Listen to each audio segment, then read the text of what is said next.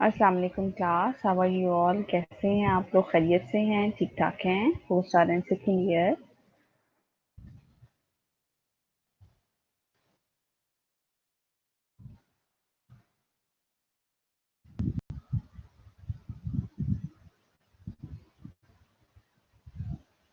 Ji, can you hear me class? आवाज आ रही है आप लोगों को मेरी? साइमा नोरीन, फोजिया,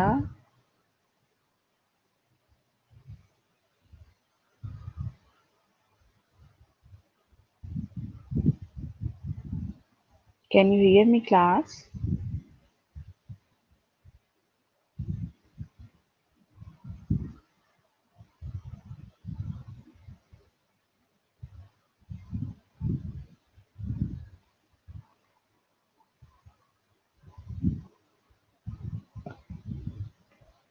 जी,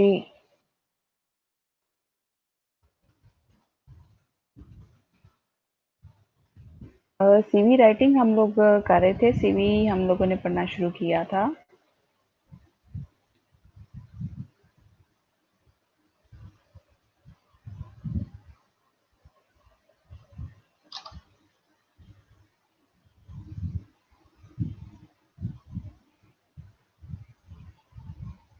सीवी राइटिंग की मैंने आप लोगों को बताना शुरू किया था कि व्हाट इज़ अ सीवी, किस तरह से सीवी। मेरे ख्याल से यही था टॉपिक जो हम लोगों ने लास्ट टाइम भी करना शुरू किया था। ठीक है, तो वो सारी जो है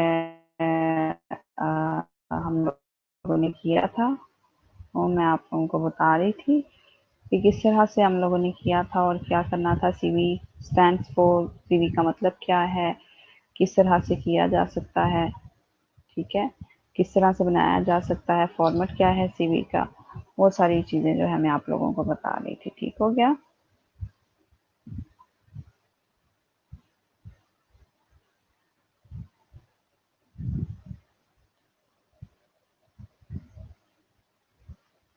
जी, आवाज़ आ रही है। ओके, क्रोनोलॉजिकल फंक्शनल और chronological functional combinational combined CV था, स्किल बेस्ड सीवी था।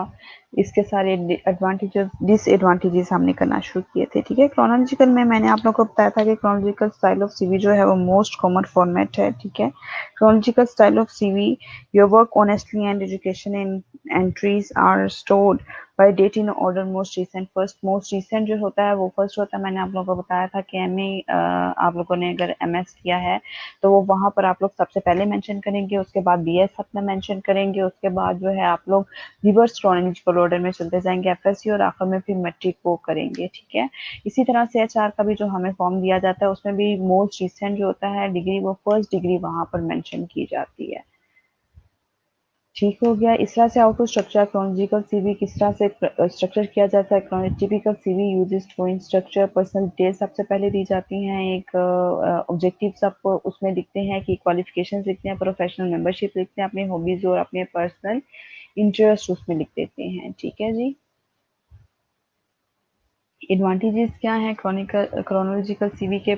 particularly useful for those applying within the same industry as it will demonstrate your career progression। career progression में जो है ये आप लोगों का बहुत ज़्यादा होता है, पता चलता है आप लोगों की कि आप लोगों ने कहाँ-कहाँ कितना काम किया है। Simply want to feel for your career date, आपकी डेट जो है वो सारी मेंशन होती है।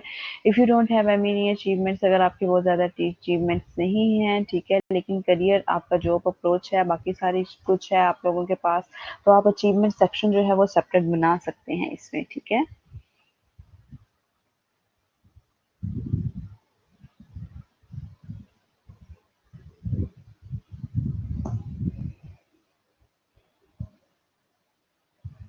डिसएडवांटेजेस क्या थे टेक्नोलॉजिकल के कि if you have gap your employment which you would rather not discuss, technological CV make them more obvious. ठीक है, आपके कहते हैं कि अगर आप लोगों ने रुक रुक कर जॉब किया, दरमियान में 2 साल 4 साल आपने जॉब नहीं की, तो वो आपका डिसएडवांटेज होगा। क्रोनोलॉजिकल सीवी जाहिर सी बात है वो गैप आ जाएगा। अगर आपने 2015 से लेकर 2018 तक आपने किया, तो आप लोग लिख रहे हैं क्रोनोलॉजिकल ऑर्डर में कि हमने 2 साल यहाँ पर काम किया, 2 साल यहाँ पर काम किया, फिर आगे काम नहीं किया, तो वो आप लोगों ने फिर वो सारा कुछ आप लोगों का आ जाएगा। If you are changing career direction, अगर आप करियर डायरेक्शन को चेंज कर रहे हैं, chronological CV will add little information to your new employer. You will be more concern about the transferable skills, कि आप लोगों की ट्रांसफरेबल स्किल्स क्या हैं, bringing rather than the detail of your experience in an unrelated sector, कि आप लोगों ने अनरिलेटेड सेक्टर में जो है वो काम किया है, ठीक है। ये डिसएडवांटेजेस हो जाएंगे क्रोनोलॉजिकल के। आगे फंक्शन बेस्ड सीवी था, ये जो जितनी भी आप लोगों की स्किल बेस्ड सीवी हैं उस पे आ जाता है, ठीक है। जितनी भी आपकी स्किल्स हैं आपको, it is used in situation में specific skills and accomplishments gained through experience और एकेडमिक क्वालिफिकेशन, जिसमें आते हैं डेमोन्स्ट्रेट योर कॉम्पिटेंसीज जो जितनी भी आप लोग, जो उसका डेमोन्स्ट्रेशन होता है, आपका सीवी होता है। This CV format is specially suitable for experience and skill based person के लिए होता है ये, ठीक है जी। आगे क्या है, एडवांटेजेस क्या है स्किल बेस के आप लोगों के।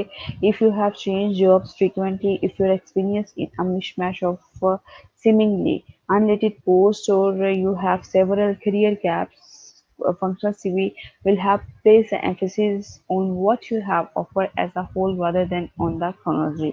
If you are changing industry, a functional CV will help to focus of your transferable skills. कहते हैं कि अगर आप लोगों ने, चले ठीक है कि आप लोगों ने जो है वो इस तरह से कोई सीवी आपको ना इस तरह से भी बनाया हुआ है, लाइक कोई जॉब है आप लोगों की जो कि आप लोगों ने जॉब की हुई है, लेकिन उसमें क्या है कि आप लोगों ने डिफरेंट, आप लोगों ने अगर गैप भी दिया ना तो आप लोगों का फिर भी ये सीवी चलेगा, ठीक है। अगर आप लोगों के गैप भी आ गए उसमें तो ठीक है, फिर भी किस तरह से आप लोगों का सीवी जो है स्किल, क्योंकि आप लोगों की स्किल बेस्ड सीवी है, ठीक है, तो वो ज़्यादा जो है वो अट्रैक्टिव होगी, ज़्यादा अच्छी सी होगी। If you are changing industry, अगर आपने इंडस्ट्री भी चेंज की है, ठीक है, तो फंक्शनल सीवी आपको हेल्प करेगा कि यू हैव ट्रांसफरेबल स्किल्स, ठीक है। If you are more mature applicant, अगर आप मोर मेच्योर एप्लीकेंट है तो ये एक स्पॉटलाइट होगा आप लोगों के लिए स्किल बेस्ड सीवी जो है, ठीक है। इसके डिसएडवांटेजेस की तरफ देखें, if you don't have much more experience work, अगर आपके पास एक्सपीरियंस वर्क ज़्यादा नहीं, you may struggle to highlight achievement separate section, तो आप अचीवमेंट सेपरेट सेक्शंस के लिए बना सकते हैं। A functional CV will not enable you to highlight consist career progression. If you wish to convey career progression, you should adopt a chronological format. Chronological format आएगा आपके पास. To conclude the CV, you should then a list of employee and employment dates as well as a section of your qualification. The last section should focus on your personal details and hobbies, interest सब चीज़ों में जो है ये आप लोगों का बताएगा इसमें, ओके जी। जी, आगे कॉम्बिनेशनल सीवी है, कॉम्बिनेशनल में आपका क्रोनोलॉजिकल भी आ जाएगा और स्किल बेस्ड भी आ जाएगा, दोनों जो है ये आप लोगों के आ जाएंगे, ठीक है। Combination CV follows both the chronological and functional format which makes a CV slightly longer than normal. ये सीवी जो है नॉर्मल से लंबा होता है, ठीक है, थोड़ा सा इसमें जो है वो इस चीज़ को सामने रखा जाता है कि slightly longer होता है। Example of people that can be benefit from this would be someone wanting to change careers and has some relevant skills for the new field। कहते हैं कि न्यू फील्ड के लिए जो क्रोनोलॉजिकल भी है और साथ में स्किल बेस्ड भी है, तो जाहिर सी बात है ये ज़्यादा अट्रैक्शन होगी इसमें, आप लोगों की जॉब के लिए भी ज़्यादा अट्रैक्शन होगा, ज़्यादा अट्रैक्टिव होगा। For the new field होगा, it can also be useful when someone wants to demonstrate more skills। जब ज़्यादा जो है वो डेमोन्स्ट्रेट करेगा आपकी मोर स्किल्स को, ठीक है, आपकी स्किलफुल जो है वो उसको मोर डेमोन्स्ट्रेट करेगा। आपका कॉम्बिनेशनल सीवी की मैं बात कर रही हूँ। Are you getting my point class, are you with me, ठीक है जी। उसके बाद अगर हम देखें तो use of combinational CV format, if you have a strong career, कहते हैं अगर आपके पास स्ट्रॉन्ग करियर है, प्रोग्रेशन विद मेनी अचीवमेंट्स हैं, if you want to showcase your strength as well as your experience, if you are a senior level applicant and have a lot of working experience and achievements to demonstrate, तो कहते हैं ये आप लोगों के लिए ज़्यादा यूजफुल है, ठीक है। स्ट्रॉन्ग करियर प्रोग्रेशन है अगर आप लोगों की, तो अभी आप लोगों के लिए जो है वो ज़्यादा बेनिफिशियल है ये, ठीक है। If you are senior level applicant है and have a lot of working experience, बहुत ज़्यादा वर्किंग एक्सपीरियंस है, फिर भी आप लोगों के लिए ये अचीवमेंट डेमोन्स्ट्रेशन है, बहुत अच्छा है आप लोगों के लिए, ठीक है। अगर इसके एडवांटेजेस की तरफ हम लोग आए तो prefer perfect format if you have a strong career progression with many achievement and enables you to sell your strengths as well as your experience। इसमें आप अपने स्ट्रेंथ को भी शो कर सकते हैं, स्किल्स को भी शो करते हैं, अपने एक्सपीरियंस को भी बहुत अच्छे तरीके से जो है वो इसका एक शोकेस होता है आप लोगों के पास, ठीक है। डिसएडवांटेजेस क्या है, लेंथियर देन फंक्शनल और क्रोनोलॉजिकल सीवी, कहते हैं ये लंबा होता है चाहे आपका फंक्शनल स्किल पे सीवी है या क्रोनोलॉजिकल सीवी है। ठीक है। Following to get the attention with the right profile at the start of the CV में result in the whole CV remaining unread. कहते हैं कि फिर क्या होता है, उनको जो चीजें चाहिए होती है, रिक्वायर्ड होती है, सिर्फ वो वही देखते हैं, बाकी चीजें अनरीड ही रहती हैं। Not suitable for those with little experience और अचीवमेंट्स। कहते हैं फंक्शनल सीवी और स्किल बेस्ड सीवी उन लोगों के लिए अच्छा नहीं है होता जो कि लिटिल एक्सपीरियंस के साथ होते हैं, जिनका एक्सपीरियंस कम होता है और जो मेच्योर एप्लीकेंट नहीं होते।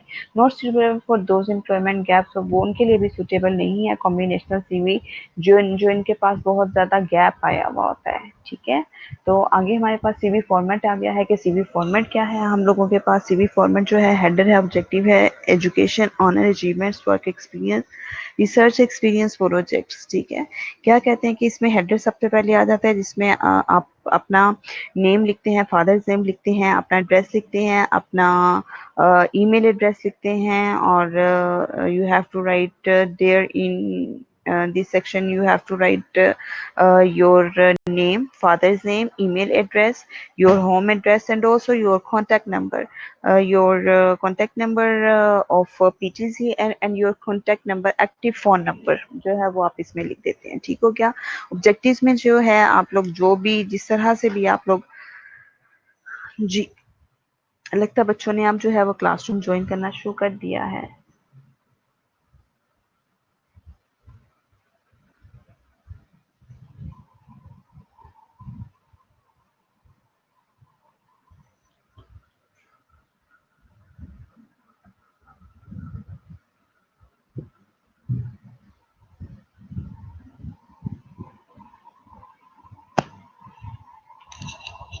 ठीक है जी। और एजुकेशन में जो क्वालिफिकेशन आप लिखते हैं, क्वालिफिकेशन के लिए तो पूरा टेबल आप लोग बना लेते हैं। ठीक है, उसमें फर्स्ट टेबल की जो फर्स्ट रो होती है उसमें आप लोग अपना लिखते हैं, डिग्री लिखते हैं कि कौन सी डिग्री आपने अचीव की है, डिग्री लिखेंगे, ऊपर हेडिंग देंगे डिग्री की। ठीक है, उसके बाद डिग्री की हेडिंग के बाद जो है आप लोग ईयर देंगे कि ईयर कौन सा है, आप लोगों ने फिर देंगे कि कौन से इंस्टीट्यूशन से किया है, और फोर्थ जो आपका कॉलम होगा उसमें आप लोग लिखेंगे ग्रेडिंग मार्क्स क्या थे आप लोगों के। Getting my point?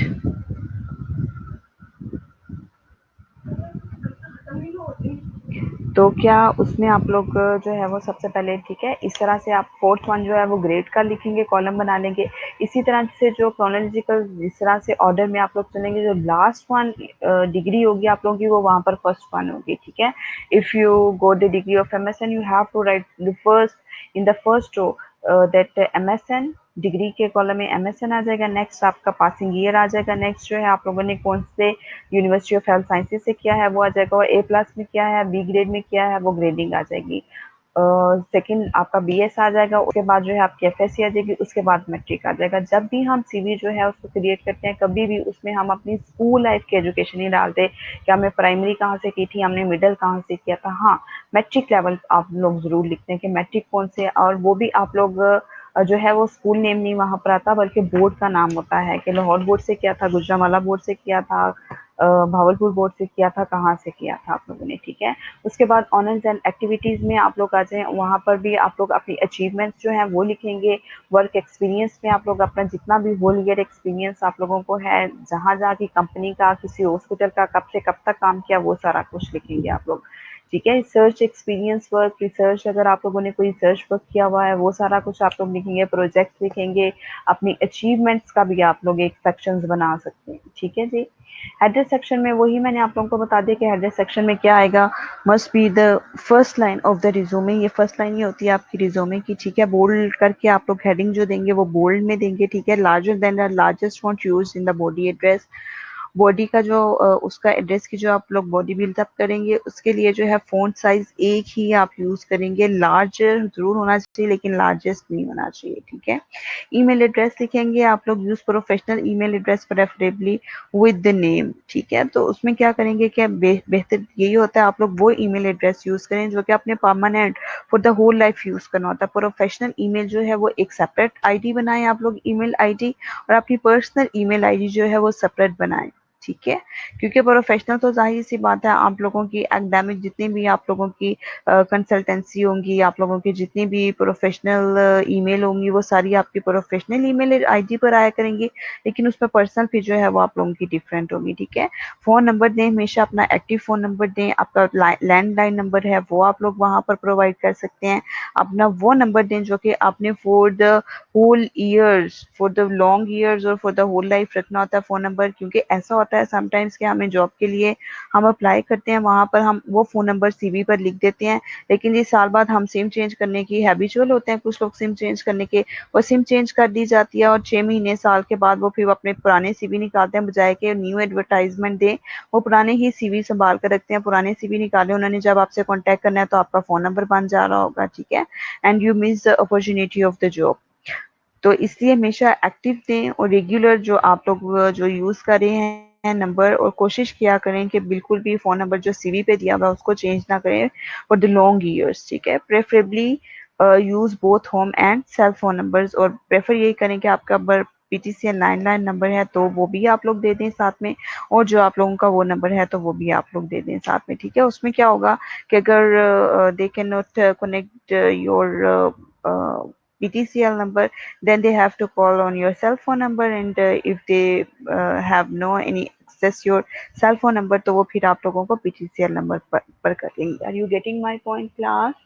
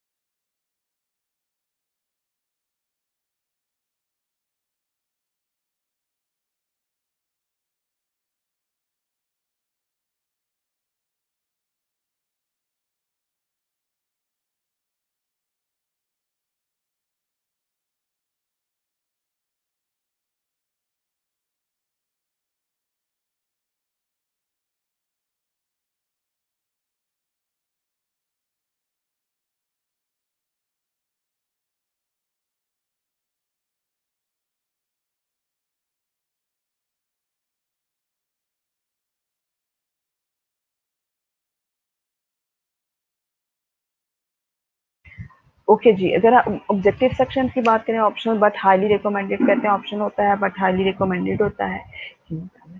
Statement must be clear, concise and to the point कहते हैं, स्टेटमेंट जो है उसकी ऑब्जेक्टिव्स की वो क्लियर होनी चाहिए, कंसाइज होनी चाहिए, टू द पॉइंट होनी चाहिए, वो बीइंग ओवर स्पेसिफिक नहीं होनी चाहिए, आप लोगों की target to the company perspective, और जो कंपनी के जिस कंपनी में you are going to, if the in the company of medicine, तो उससे रिलेटेड होना चाहिए। हॉस्पिटल में आप एज अ नर्स करने जा रहे हैं तो उसके मुताबिक आपके ऑब्जेक्टिव होने चाहिए।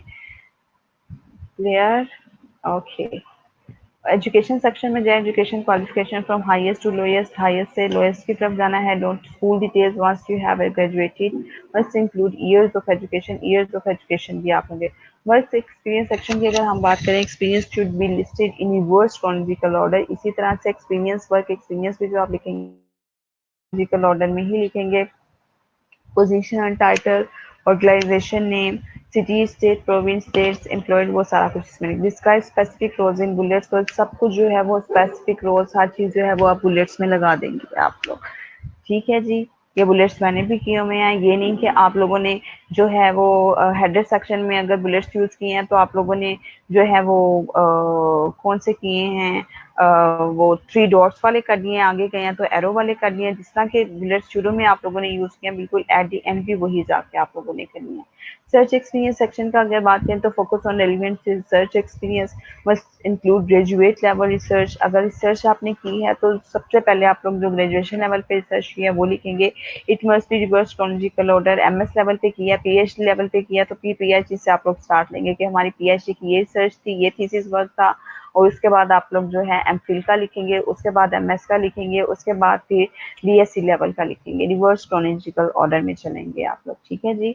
ऑनर्स एंड एक्टिविटी सेक्शंस की अगर बात करें तो इसमें this section should scream I am a leader. कहते हैं कि अगर आप ऑनर और एक्टिविटी सेक्शन की बात करें तो वहां पर जो है आप लोग लिखेंगे कि आई एम अ लीडर। आप लोगों का जो ये सेक्शन है ये कहना चाहिए, स्क्रीम का मतलब होता है चीख कर, चीख चीख कर कहना चाहिए कि I am a leader, I am leader. Must contain all academic and professional awards. यहाँ पर आप एकेडमिक और प्रोफेशनल अवार्ड्स को लिखेंगे। में include extra curricular awards. Extra curricular awards के बारे में भी लिखें। Include a brief description if not self evident from the title. ठीक है। Good to include leadership positions. बेहतर ये है कि if you perform any leadership position so you have to write there that I am the performing these duties as a leader. ठीक है। वो सारा कुछ आप जो है वो अपनी लीडरशिप में लिख देंगे। Getting my point clear class. References. Reference का मतलब क्या होता है class? I think are you only listening me. Reference के अगर सेक्शन में देखें आप लोग तो ज़ाहिर है मेच्योर एप्लीकेंट हैं, आप लोगों ने खुद से भी अपने सीवी बनाए हुए होंगे, ठीक है। रेफरेंस की अगर बात करें तो reference is one of the most crucial thing important thing. Reference जो होता है वो बहुत इंपॉर्टेंट।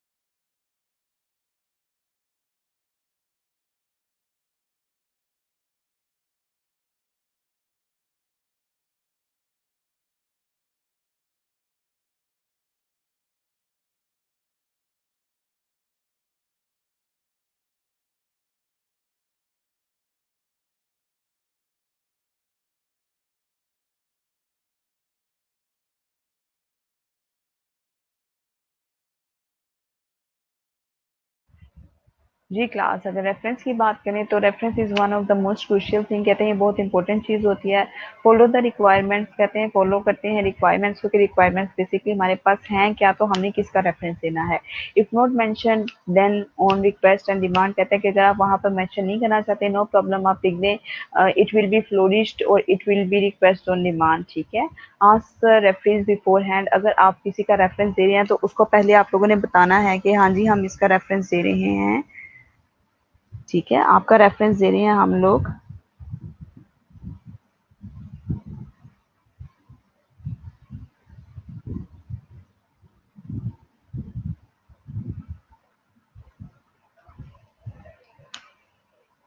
ठीक है जी, के रेफरेंस के लिए ये सारी चीज़ें जो हैं वो ज़रूरी होते हैं। आपने जिसका रेफरेंस देना है उसको आपने इन्फॉर्म करना है कि हम आपका रेफरेंस दे रहे हैं। ये जो है आप लोगों का रेफरेंस दे रहे हैं ताकि अगर आप लोगों के जिस कंपनी में आप अप्लाई कर रहे हैं वो अगर यहाँ पर आपको कॉल बैक करें तो आपके जो रेफरी हैं, जो भी रेफरेंस के लिए आप लोगों ने सेलेक्ट किया बंदा, उसको पता हो और वो आपके बारे में कोई अच्छी ही बात बताए। Use the best ones. कोशिश यही करें कि आप जिसका रेफरेंस दे रहे हैं वो बेस्ट वन हो। ये नहीं कि उससे आपके ताल्लुकात अच्छे नहीं हैं तो वो आप लोगों के बारे में गलत इन्फॉर्मेशन दे दे और आप लोगों के सारी बनी बनाई काम जो है वो सारे का सारा खत्म हो जाए। ठीक है। तो बेस्ट वन रेफरेंस जो है वो ही होने चाहिए आपको। एडिशनल सेक्शन की अगर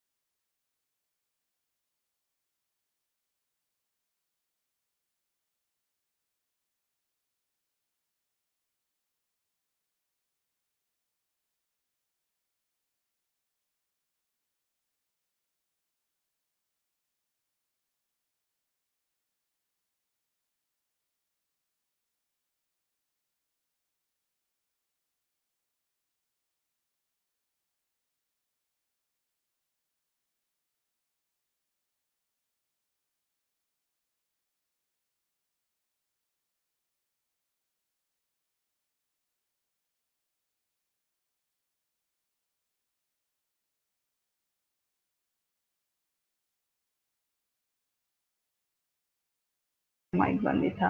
जी, एडिशनल सेक्शंस पे अगर हम बात करें प्रोफेशनल सर्टिफिकेट लाइसेंसेस, जिसमें कोई भी आपके लाइसेंस आपका नर्सिंग लाइसेंस भी होते हैं वो आप इसमें लिख सकते हैं। प्रोफेशनल सर्टिफिकेट्स जो है वो इसमें आप बता सकते हैं। स्पेशलाइज्ड एक्सपीरियंस जितने भी आप लोगों के हैं वो सारे इसमें आ जाएंगे। पब्लिकेशंस कोई थीसिस आपने किया है वो सारा आ जाएगा। रिसर्च वर्क आ जाएगा। एडिशनल ट्रेनिंग कोई आपने की है वो आ जाएगी। असिस्टेंट स्कॉलरशिप, असिस्टेंटशिप अगर आपने कोई की है वो आ जाएगी। मेंबरशिप आ जाएंगे। एफिलिएशंस आ जाएंगी। वर्किंग एक्सपीरियंस, कम्युनिटी सर्विस आ जाएगी। लैंग्वेज और कंप्यूटर स्किल्स आ जाएंगी। कंटिन्यूइंग अगर आपकी कोई एजुकेशन जो है वो कंटिन्यू है तो वो भी सारी की सारी इसके अंदर ही आ जाएगी। एडिशनल सेक्शंस की बात हो रही है, ठीक है।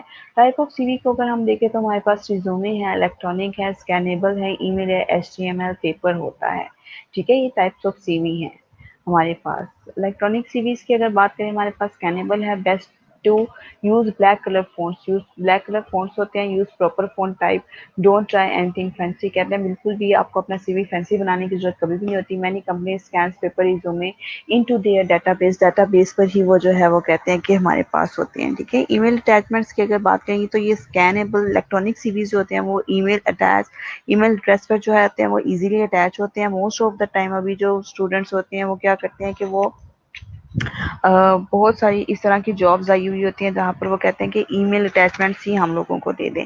लाइक ईमेल ही सीवी कर दिया जाता है और उसी में से फिर वो कांटेक्ट कर लेते हैं और बाज़ दफ़ा बाय ईमेल ही कांटेक्ट करते हैं। Currently the most widely used delivery method PDF, most widely used format. अब तो खैर व्हाट्सएप नंबर भी दे दिया जाता है कि इसी पे हमें जो है वो सीवी फॉरवर्ड कर दिए जाएँ। ठीक है जी। नेक्स्ट अगर हम देखें हमारे पास एचटीएमएल है। एचटीएमएल रिज्यूमे जो होते हैं इजी टू असेस होते हैं। Show your creativity, easily available and free of cost होते हैं from many services providers like Google वगैरह। जो है वो ये ऐसी सर्विसेज को जो बताती है। Link to different sections of your CVs, detailed CV जो होते हैं वो एचटीएमएल रिज्यूमे ही होते हैं, ठीक है जी। अ, हमने यहाँ पर बात कर ली है इलेक्ट्रॉनिक सीवी की जो कि स्कैनेबल है। ईमेल अटैचमेंट्स की भी बात कर ली है। एचटीएमएल रिज्यूमेस की भी बात कर ली है। डू जो किया जाए और क्या ना किया।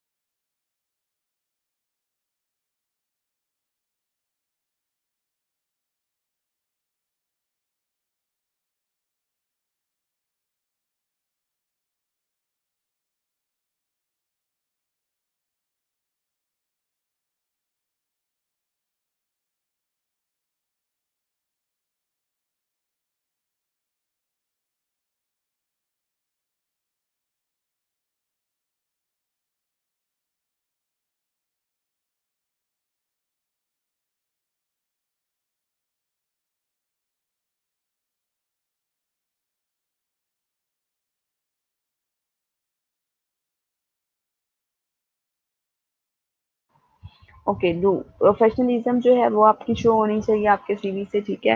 वन पेज ओनली, सिर्फ एक पेज का ही कॉर्पोरेट सीवी जो होना चाहिए। लाइक कंपनी से रिलेटेड सीवी ही होना चाहिए आप लोगों का जिसमें आप अप्लाई करने जा रहे हैं। स्टिक टू द ट्रूथ हमेशा जो है वो सच ही पर बेस होना चाहिए आप लोगों का। आपकी क्वालिफिकेशन होगी, आपका वर्क एक्सपीरियंस होगी, आपकी स्किल्स हो गई, आप लोगों की सर्टिफिकेट्स हो गई, ये सिर्फ ट्रूथ बेस ही होने चाहिए। Focus on achievements and results, आप लोगों के रिजल्ट्स पर भी फोकस करना चाहिए। मेरा कंसिस्टेंट राइटिंग स्टाइल होना चाहिए आप लोगों का। अवॉइड द यूज ऑफ आई और माई। आई और माई कभी भी जो है वो नहीं लिखते। मॉडिफाई और सीवी अकॉर्डिंग टू रिक्वायरमेंट्स, हमेशा रिक्वायरमेंट्स के मुताबिक जो है वो सीवी मॉडिफाई हो जाना चाहिए। व्हाट्स रॉन्ग विद यू, ठीक है। मॉडिफाई जो है जितनी भी रिक्वायरमेंट्स है उसके मुताबिक चाहिए। Do and don'ts, use templates to construct your resume. कहते हैं कि रिज्यूमे जो है